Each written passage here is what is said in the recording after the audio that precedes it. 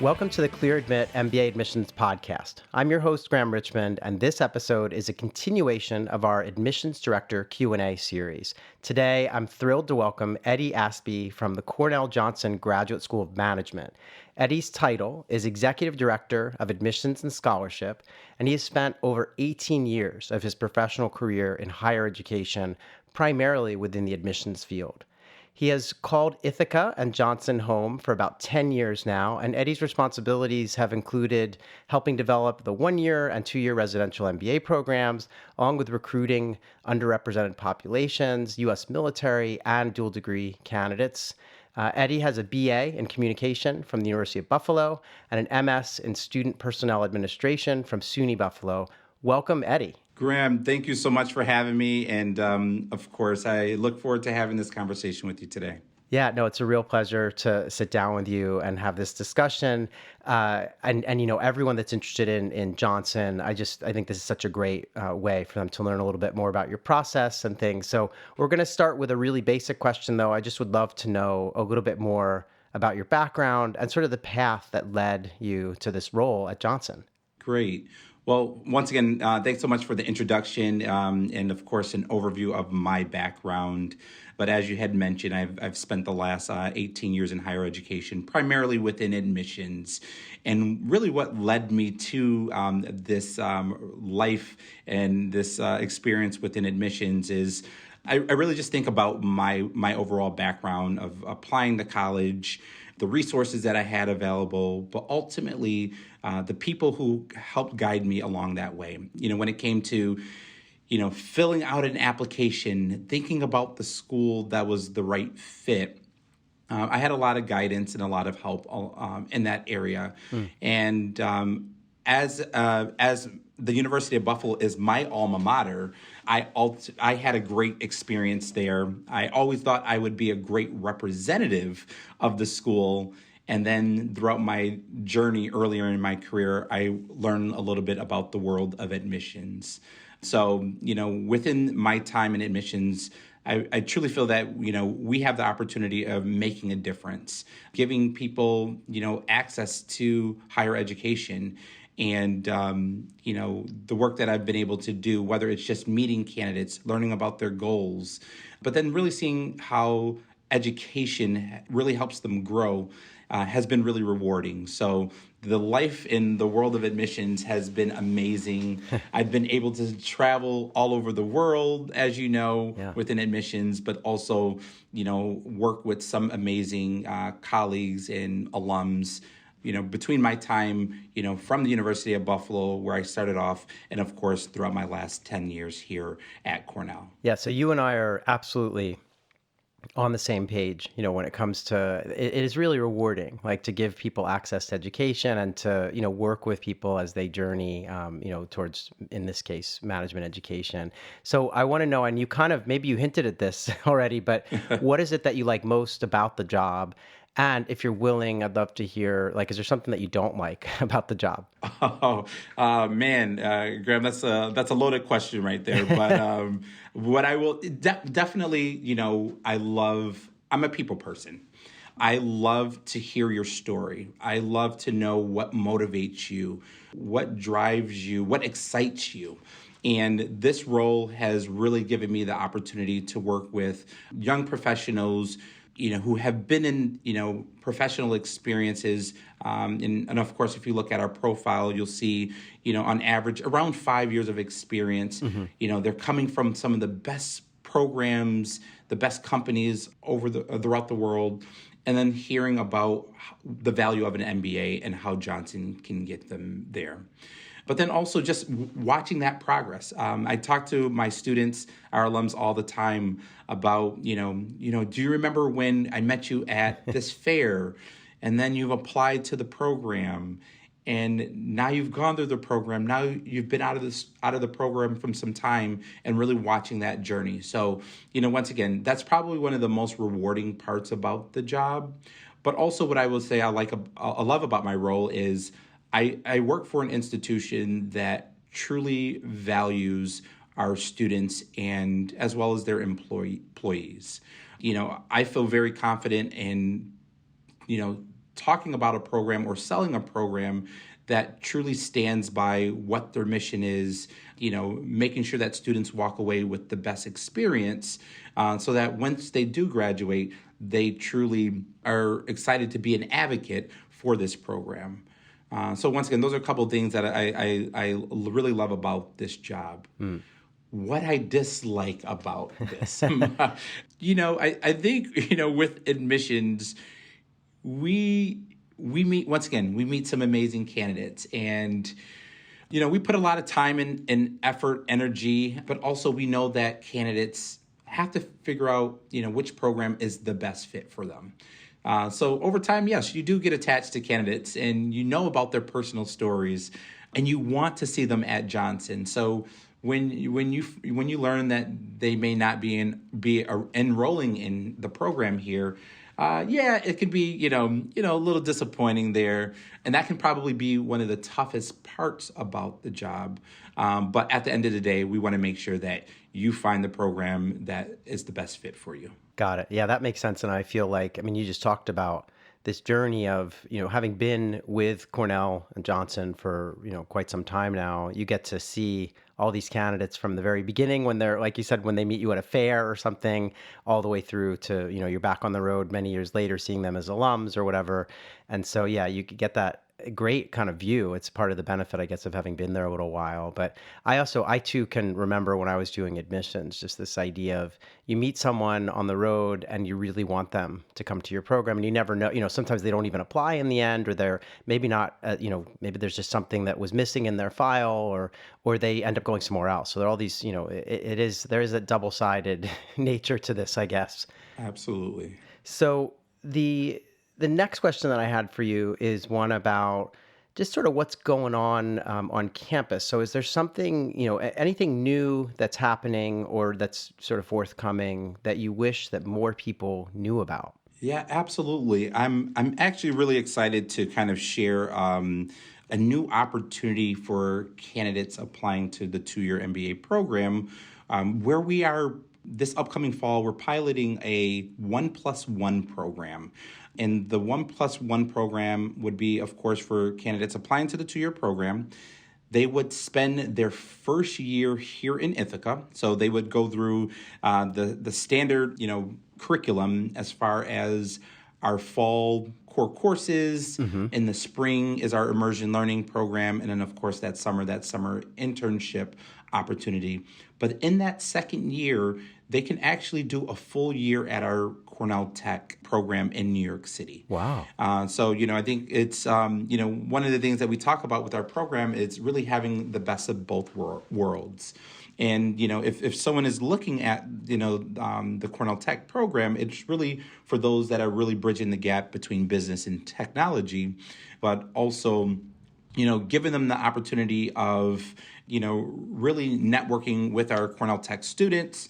If you have an entrepreneurial spirit within the tech side of things, this 1+1 program will give you that opportunity to give you that flexibility to not only tap into what we call home base here in Ithaca, but also to tap into that Cornell Tech experience as well. So we are getting ready to really kind of, I'm sure, really more throughout the year and stuff.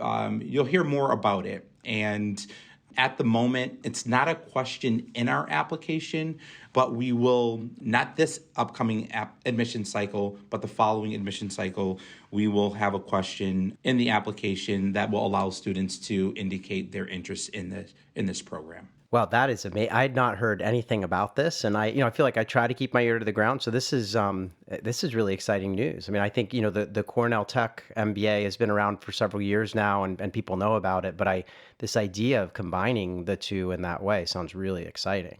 Well, it's with tech right now, tech is everywhere, right? And every industry out there, and I think Cornell and Johnson has really done a good job of making sure that we stay relevant, that we give our students, once again, the resources, the opportunities to really be able to grow. So whether it is, focusing on, cryptocurrency, whether it is focusing on cloud computing, whether it's focusing on the digital marketing space, you will have that opportunity of taking, specialized courses in these areas.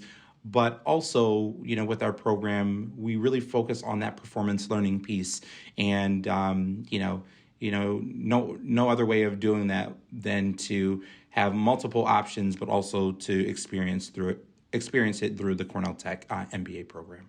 Yeah. Wow. Okay. Very exciting news. So we'll stay tuned for more details as that starts to emerge. But that's really exciting. It's funny. Often we get, and when I have these conversations, an admissions representative might say something like, "Well, wait, this new course that we're introducing, but this is like, this is pretty groundbreaking." So we'll see. Yes, absolutely. Look forward to hear more about this. All right. So while we're talking about, what's happening on campus and stuff, I want you to give me one kind of Cornell or Johnson stereotype that you want to debunk. Yes. I think I would have to say it would be regarding our location.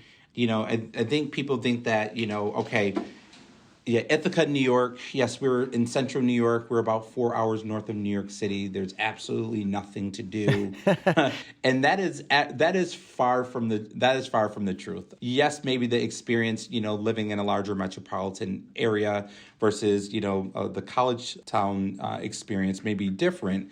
But you have to keep in mind that one, we are the largest of the Ivy League institutions that are out there.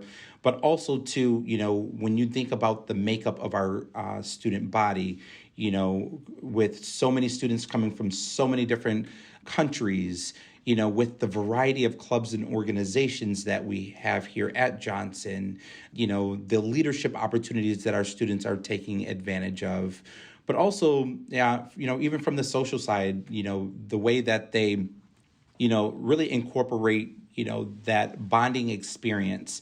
One of the things that I mention is that there really is a family mentality, family vibe here at Cornell and here at Johnson. And I do believe that there is a special type of person that is here, or even a type of person who is very intentional about applying to a program like Cornell as well. But, even if it's coming from the recruiting side, I've heard people say that, recruiters don't come, might not come to Ithaca. And that's also something that's far from the truth. Employers know the quality of our students and, what our students, bring forward to the table and how they add value to their companies.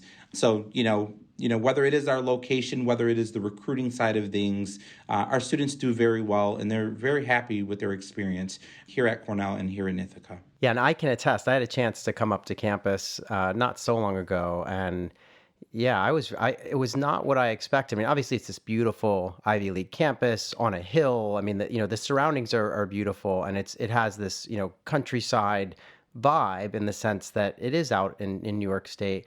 But I was really blown away by the town because I didn't really know what to expect, and the town was, I mean, there were far more restaurants than I would ever have been able to, kind of visit during a long stay. And it, I mean, yeah, a lot of cultural activities and theaters. And, I was just, yeah, it was really a kind of a quintessential college town, but almost, I mean, a bit bigger than what I expected.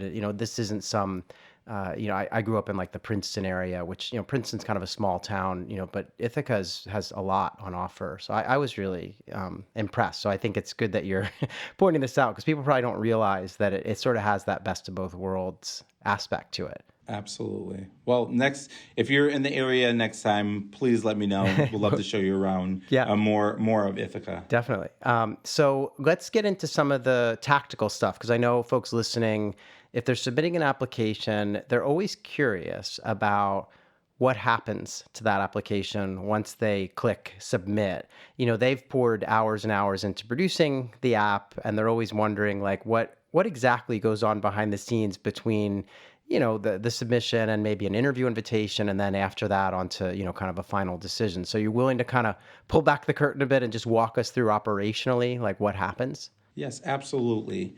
And we do understand that candidates really take their time and hopefully as they go through the application process, they also find that this is an opportunity to do some self-reflecting, but also to have fun with our application itself.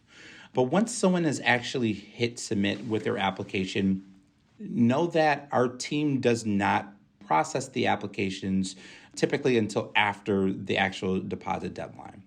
Once the application deadline. Right. Once the application deadline has hit, it will go to one of our admissions and application coordinators where they will make sure that every component in the application that has been listed out has been submitted and has been submitted correctly. So whether it is your test scores, whether it is your essays, your resumes, your letters of recommendations, and once all that has been received, they will move forward with processing that application, and then it is sent to one of our readers on our team.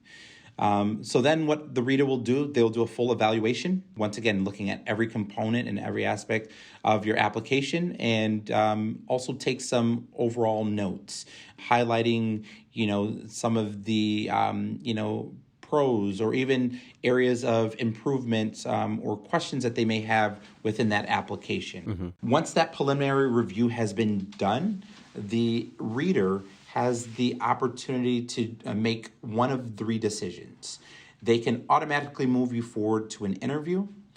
They can recommend to put you on the wait list without an interview, or of course, unfortunately, deny as we feel that the quality of your application isn't as strong.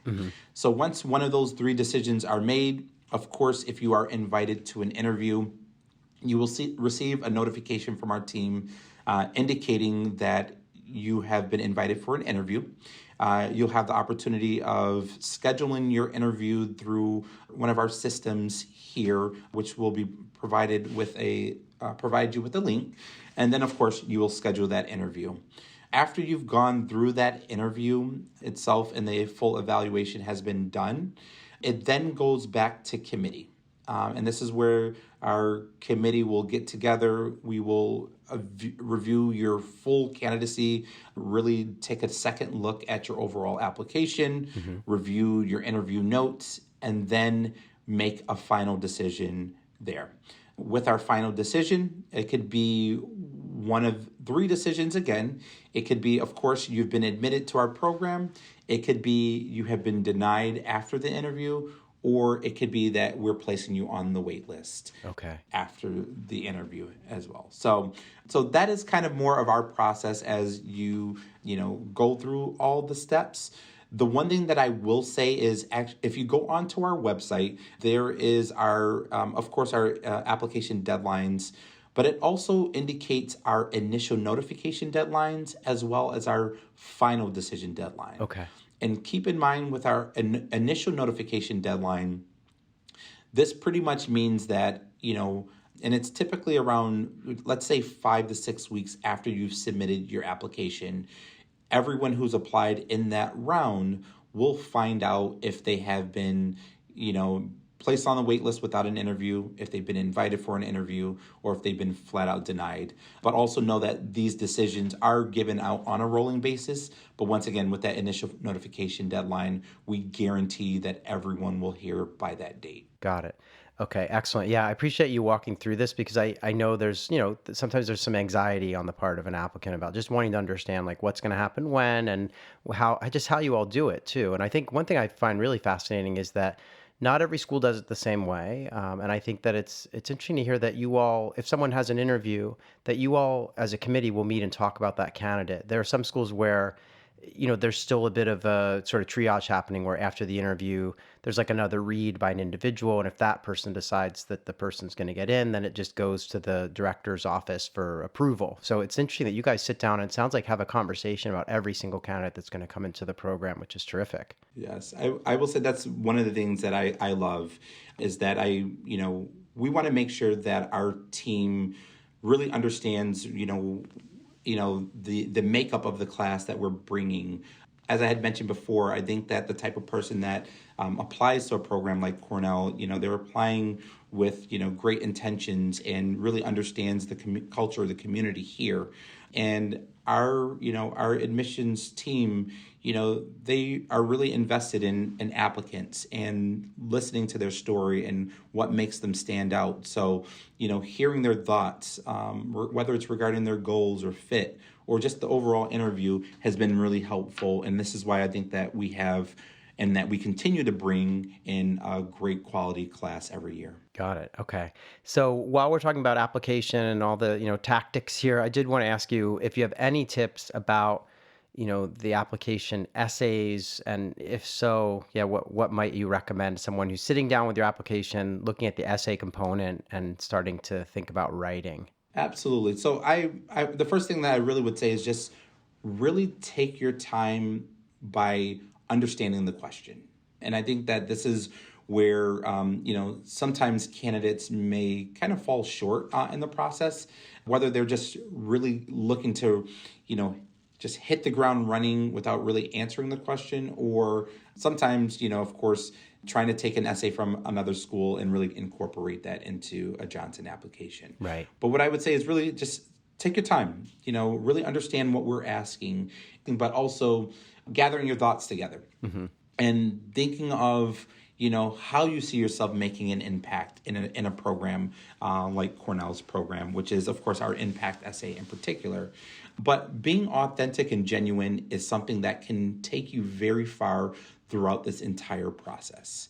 So, knowing that seeing someone who has really given this thought, who's really connected the dots, and, having the committee, walk away saying, you know what, I completely understand where they're going with this. I understand how this makes sense. It's just something that I would encourage candidates to really do. Take their time, understand the question, and then really be authentic and genuine throughout the process. Great advice. Yeah, it is funny how I think candidates often laugh when you say, "Oh, answer the question that you've been asked." And yet, as a former admissions reader myself, I can tell you there have been so many times where like, wait, are they answering the question that we asked, or are they doing something else that they, either it's because they want to just tell a specific story and they're kind of shoehorning it in, or like you said, maybe they're using something they wrote for another application. So yeah, answering the question is really fantastic advice, even though it seems like it should be, kind of the step one, right? But so great advice. I'm glad you're underlining that. I do want to say I love the way that your team deals with the career goals question, because most schools ask about career goals, but you have this really cool kind of fill in the blank, or historically you've had that. I haven't looked at this year's application because I know it may not be yet online, or you can tell me more here, but you had these great like fill in the blank short answers on the application form, and I just wondered if you'd be willing to tell us a little bit about where that approach came from and how it seems to be working. Yeah, absolutely.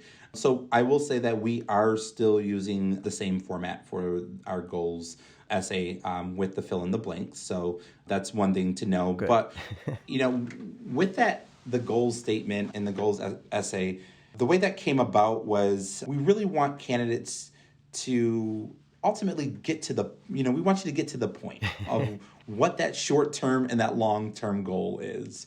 And we found ourselves before, especially in the past, where you would still read an essay and you really didn't have a good sense of what someone wanted to do. Mm-hmm. Whether it was someone who really just didn't know what they wanted to do, whether they had, three different, goals in mind. But this way really gives you the opportunity to say, I am looking to be, to work in, as a consultant, but I want to focus on healthcare consulting. Mm-hmm. And it really allows us to be able to say, okay, this is exactly what this candidate wants to do, but also we give you the opportunity to elaborate further in a paragraph form in the essay itself. So it also helps us from an admissions side really be able to, get through that part a little bit quicker to save some time. Yeah. But once again, it does kind of force an applicant to really get to the point on what they want to do. so that we can also focus on other areas of the application to see what transferable skills they have to help them get to that point. And then, of course, if there's any questions that we have, this is why we can ask further in the interview itself. Great. Yeah, it's definitely innovative. And I think it's it's a good exercise for candidates to sort of, just really think carefully about, okay, this is the job I want in this sector, et cetera, short, long term. So I think it's a great way to approach it. Tell me, I know we talked about it a bit when you were going through the life of an application, but there's an interview in your process for candidates who are moved forward. And I just wondered if you'd be willing to share a little bit about how the interview itself works. Like, who am I interviewing with? Is it a current student? Is it an alum? Is it one of you or a member of your team? And what kind of an interview? And like, what should I be doing to prepare? Yeah, absolutely. So I will say the interview is probably one of my absolute favorite parts about this whole application process, because you really get a sense of, what makes a candidate unique, why they want to be here at Johnson, how they're a good fit, and then really, once again, just understanding their story a little bit more. But our interview process is either conducted by an admissions representative or one of our trained second year students, which is called our JAGs. It's our Johnson Admissions group.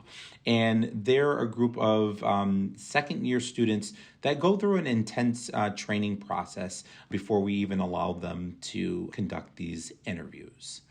So once you have, of course, identified,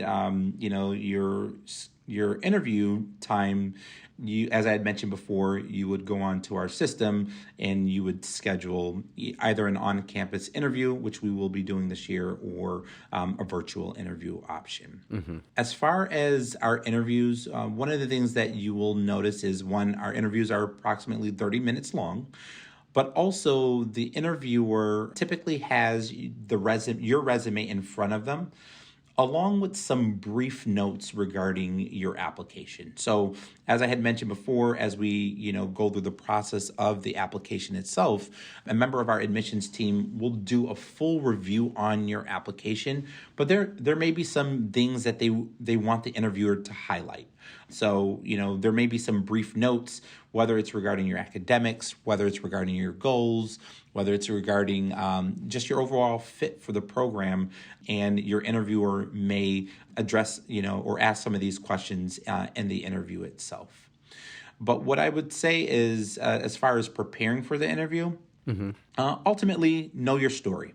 I always say that 3 questions that you should be able to answer is why an MBA, why an MBA now, and really why our program in particular. Mm-hmm. And, really being able to address anything that you may also feel may be a red flag. So, if it comes to the academic side of things, the question is, ultimately, how do you see yourself preparing for the core? So you should be able to have an answer for that. I truly believe that candidates really should be proactive in some of their responses versus reactive, as they, go through the interview itself. But, showing personality and, and humor, don't be afraid to do that. I believe that our interview process here at Johnson is very conversational. Mm-hmm. And, of course, we're going to ask the questions that we need to ask to learn more about you. But also, we just want to know who you are as a person. What excites you? What do you like to do for fun? And that also gives us a sense of how you may be able to bring your experience and really enhance the Johnson community. Got it. Okay. Yeah, great advice. And I think, it's interesting, this know your story stuff. I always recommend people, read your application again before you walk into an interview. And, it sounds like the person interviewing you in this case has your resume. They maybe have some notes. So this is, it's a great opportunity to kind of, as you say, kind of bring your application file to life and let people get to know who you are.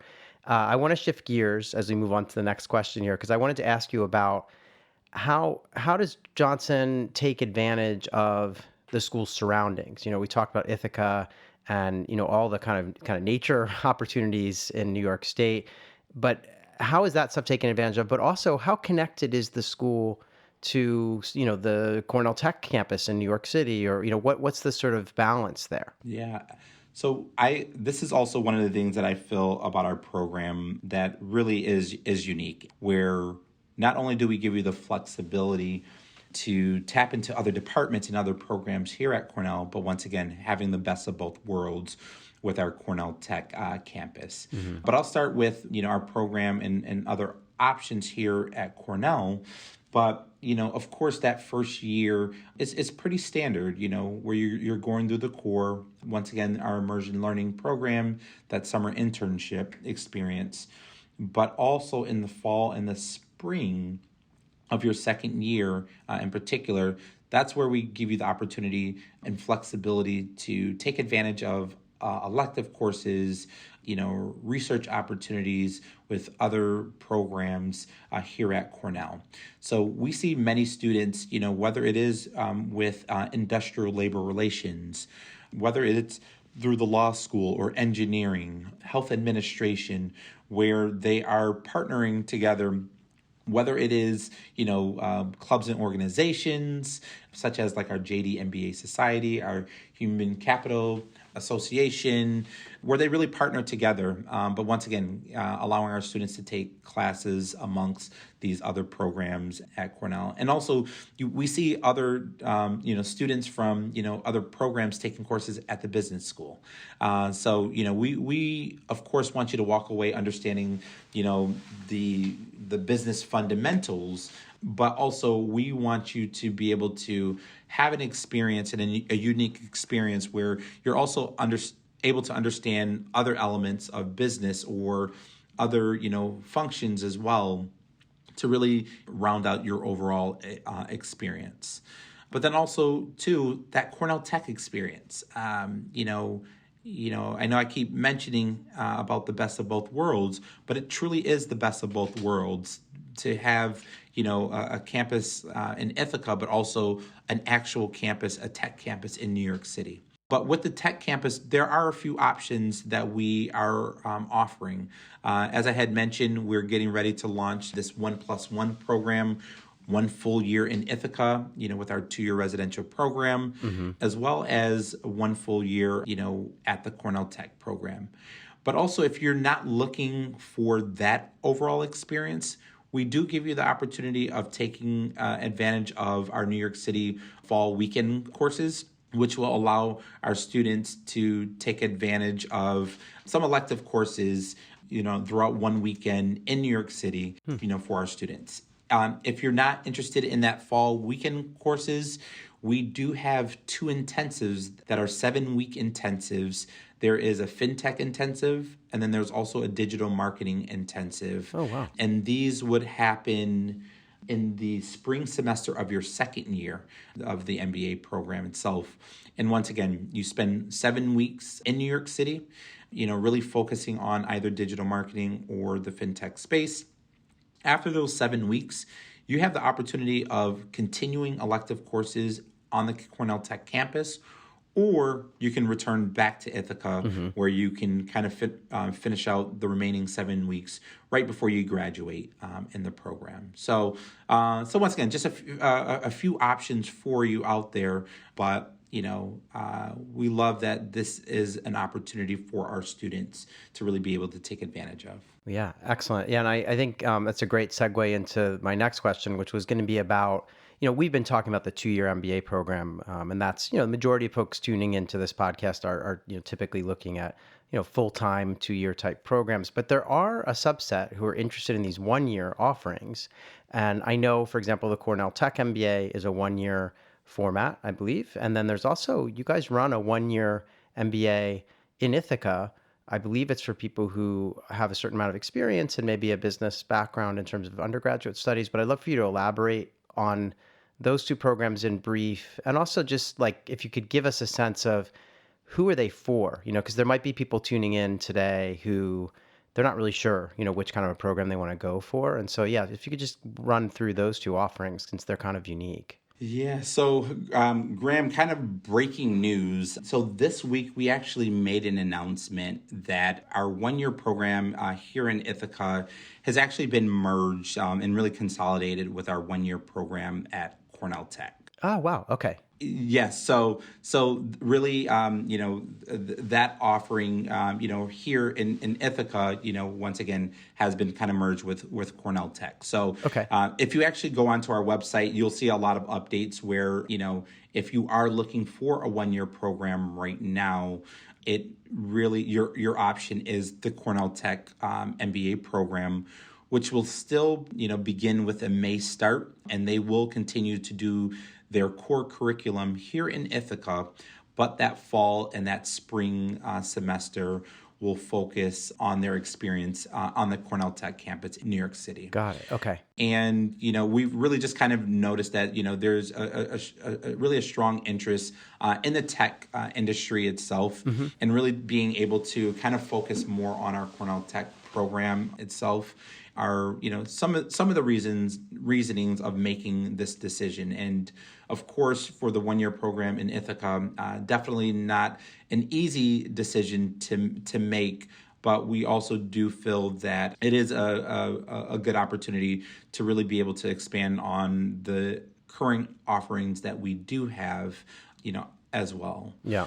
But to also answer your question about Cornell Tech in particular, once again, this is a 1-year program that allows students to focus on the digital economy and to really bridge that gap between business and tech. And when I think about it, not everyone can speak both languages, Right. both the tech and the business side of things. But also it gives you that opportunity to really kind of work in the startup space, to really be able to get the basic business fundamentals, tech knowledge as well, to really be able to help you in those areas as well. So if you are someone who is looking to apply to a Cornell Tech program, they are looking for someone with that digital tech background and that experience, before, even applying to the program itself. But once again, those are the two options. But of course, wanted to make that announcement regarding our 1-year program here in Ithaca. No, that's great. And I feel like we're privy to all these great, kind of new new tidbits on news. So that's really cool to hear. So I think, I guess just to hone in on a point though, so you're saying for the Cornell Tech MBA in New York City that, having worked in tech or having a kind of technical background is sort of a prerequisite, right? That is correct. Yeah. Okay. Yes. Yeah. Just wanted to make sure. And are the students, do they tend to be a little bit older, or that it runs consistent with the traditional MBA? Yeah, it runs consistent with the traditional MBA, with what their profile will look like. But once again, I think the most important thing is really someone with that digital base experience. So if you're someone who are coming from a completely different background, just say you are coming, let's just say from a marketing background, no digital experience overall, and you're looking to make a complete career switch into the Cornell Tech program, that program is probably not the best fit for that type of candidate. Okay. But once again, that digital-based experience is something that's going to be key. Okay. Got it. I have one more question. Then we have a handful of what we call kind of lightning round, real humans questions that I'll run you through if you have time. But the last sort of regular question is just, how are things going in terms of people being able to come to campus? I know that, for many schools, COVID obviously still out there, but schools have adjusted and are now kind of letting prospective students onto campus. You did mention earlier in this conversation that on-campus interviews are kind of coming back this season. And so I just wanted to find out, like, are campus visits happening? How open is the campus to people who are not current students? Yeah, absolutely. So we're really excited to welcome people back for this upcoming fall. So right now for the summer, there are no official visit programs that are offered. But for this upcoming fall, we do intend to welcome candidates back on campus. And, whether it is for their interview, we typically will have our coffees and conversations with our students, opportunity to have lunch, and then, of course, the opportunity to sit through a class visit with our faculty. So right now we're working on fleshing out all those details. And of course, once the fall semester begins, we will send out a communication welcoming candidates back to campus. I know that there are general tours of Cornell that are being offered right now. Okay. If someone wants to come. And of course, our team is always willing to have a conversation if someone is on campus. So, once again, we look forward to having people in person, looking forward to welcome them back, and of course, showing our amazing community here at Johnson. Okay, great. So these have been, obviously, all of your responses to these questions have been so helpful for me in terms of learning more, and I'm sure that everyone tuned in has gleaned a lot from this conversation. One of our things with these admissions director Q&As is we want folks who've tuned in to kind of get to know you a little bit and to understand that you're like a regular person and not some mysterious, gatekeeper. And so with that in mind, we have these kind of fun questions and we'll just like rifle through them. So if you're ready, I'll just sort of start firing away and you can give me your responses. And yeah, so it all for fun, but let's get into it. So the first one is coffee or tea? Coffee. Okay. The next one is beach or mountains? The beach, which I'm actually excited for a vacation that we're having tomorrow. So, oh, nice. But all right. The beach, yes. Got it. Would you characterize yourself as a morning person or more of a night owl? I am a morning person, waking up in the morning, full of energy, smiles. So yes, morning person. All right. I'm glad that I picked a morning time slot for our conversation today. All right. What about a pet peeve that you have? Being dishonest. Huge pet peeve. Yeah, that's a good one. What about a guilty pleasure that you have? Oh man, I have such a sweet tooth. So candy, and whether it's in my office, tons of candy, but I love Starburst jelly beans. And it's like my go-to of everything right now. Now, so I can absolutely relate to this because I too have a tendency to, want to have, candy and things. But then when you have children, you have to kind of be a role model. Yeah. So do the kids come to your office and see that you have jelly beans and then raid your jelly bean stash or? They know where my entire stash is. And yes, they do. Got it. All right. Excellent. So what about, a favorite virtue in others? A favorite virtue in others, I think, kind of the willingness to give. I always mention about Cornell students here, and how I really believe that they're selfless, and I love that in people. Someone who's willing to go above and beyond, for others is something that I really admire. Okay, got it. How about a happy place? So you get a couple hours to yourself. Where would you love to be with that sort of spare time? Oh, yeah. I am a huge sports fan. So the thought of being in a sports stadium, whether it's a basketball arena, whether it's a football stadium, that is like my happy place of where I'm able to cheer, get excited. That is really like my happy place, or a music venue. Oh, interesting. Okay, cool. Yeah, that's great. Let's see what else we got here. We've got a comfort food, just something you enjoy eating regularly. Macaroni and cheese, my comfort food. Excellent, good choice. Yeah. How about a proudest moment for you? Oh yeah, being a dad by far. Yeah. So I'm a father of 3, a 6, a 4, and a 1-year-old, and the Johnson community knows that I will talk about them for anything. I'm sure any presentation that I give, somehow I talk about my kids. But being a dad is probably the proudest moment. Okay, excellent. What about a superpower that you wish you had? Oh, boy. That's a great question. I would probably say to kind of go back in time. And I don't think it's to fix mistakes, but there's some times where you just want to relive a moment all over again. Mm-hmm. And, probably going back in time is something that I would love to do. Cool. I got to say, I'm happy that you picked that only because so many of the admissions folks that I've spoken with, they all say the same thing, which is, I'd love to be able to fly so I could get to events instantly or like to tell it, sort of teletransport.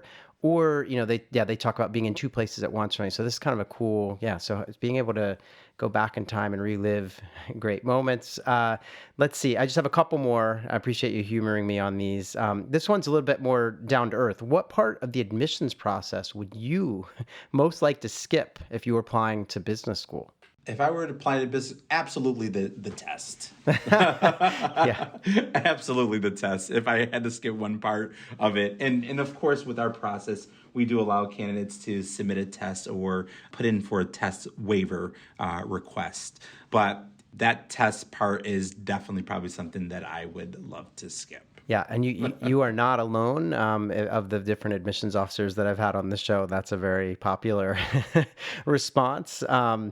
And then the last one's just a fun, like what's the best thing that you've either read or watched or listened to recently? Wow. I probably would say, everything that I do is I'm consistently listening to music all the time, and kind of my go-to genre is more of old school hip hop, R&B, and jazz are probably my go-to. So probably listening to some station. I'm a Sirius XM, junkie, I would say, where I'm constantly listening to one of those two genres in particular. Ah, excellent. Cool. Well, I appreciate you answering all these questions. I feel like I've gotten to know you a little bit better, and I think everyone who's tuned in has as well. Eddie, I really appreciate you making time to do this, and yeah, it's a pleasure to have you on the show and have you back anytime you want. Great. Graham, thank you so much, and I appreciate you hearing more about who we are as a community here at Johnson, and of course, I wish all of those that are listening, the best throughout their journey. But ultimately know that myself and any member of our team are happy to help throughout the process. But, once again, thanks so much for having me. No, it's been a pleasure. Everyone stay tuned. We've got more episodes coming up with admissions director Q&As, as well as our regular weekly Wiretaps episodes. So thanks for listening.